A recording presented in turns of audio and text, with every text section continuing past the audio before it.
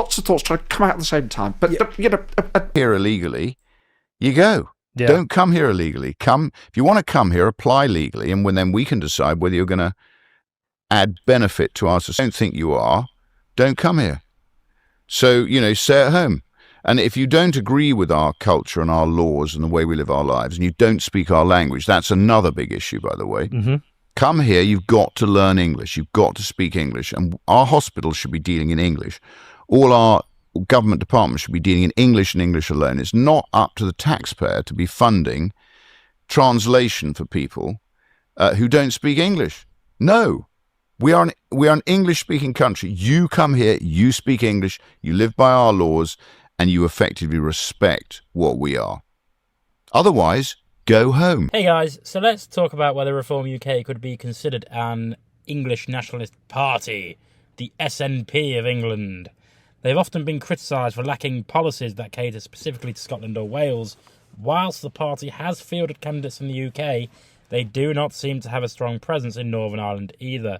But then again, that is a situation that's shared by both Labour and the Tories, so there's nothing new there. As far as I know, they also don't have a Welsh leader or a Scottish leader, with everything seemingly coordinated by Nigel Farage himself.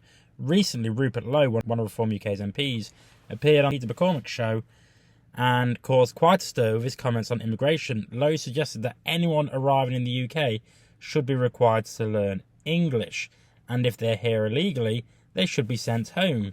Now, before we dive into it, we need to make sure we clarify one thing. It's not actually illegal to claim asylum in the UK. So when Rupert Lowe talks about arriving legally, it seems to only apply to those applying for refugee status or asylum. But this raises the question, doesn't it? Does he want to stop asylum seekers altogether? He hasn't exactly said it outright, but we can infer that might be the case. Crossing the channel in a small boat isn't illegal, despite what some people might think. Lowe also insists that newcomers must learn English to be fully integrated into British society. Great. From a practical perspective, he's not wrong, obviously. If you move to a new country, it makes sense to learn the language, to learn the lingo, especially if you want to access public services. But here's where it gets tricky. Not everyone coming into the UK is an immigrant. Many come for holidays, many come for business. So what happens if someone falls ill during their stay? Shouldn't they be able to explain their medical condition to a doctor, even if they aren't fluent in English? A lack of communication could worsen their condition, leading to a more expensive and complicated healthcare later down the line. So whilst it's practical for anyone settling in the UK to learn English, great. It's a wonderful idea to have. It's not always a straightforward situation. It's not just about saving the government money. It's about inclusion and accessibility to services. And let's not forget that Lowe only mentions English, not the Welsh or Scottish languages. If he insists on English, does that mean people in Wales should be forced to speak English instead of Welsh?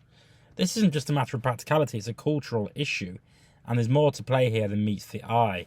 In reality, what we need is an investment in language courses, obviously, and integration programs. If people can learn English, they'll have a better chance of integrating into society, finding work, and making me my kebabs. Contributing to the economy. This isn't just about enforcing a policy, but also about creating a system that works, that helps people themselves. But Reform UK's approach seems to overlook the investment needed up front. So yes, are they truly interested in integration? Or is this just a culture war? A fueling the culture war? Let me know what you think in the comments. As always, feel free to buy me a beer. And in the description below, follow the Facebook page, subscribe to the channel, and I'll see you next time. Thank you for watching.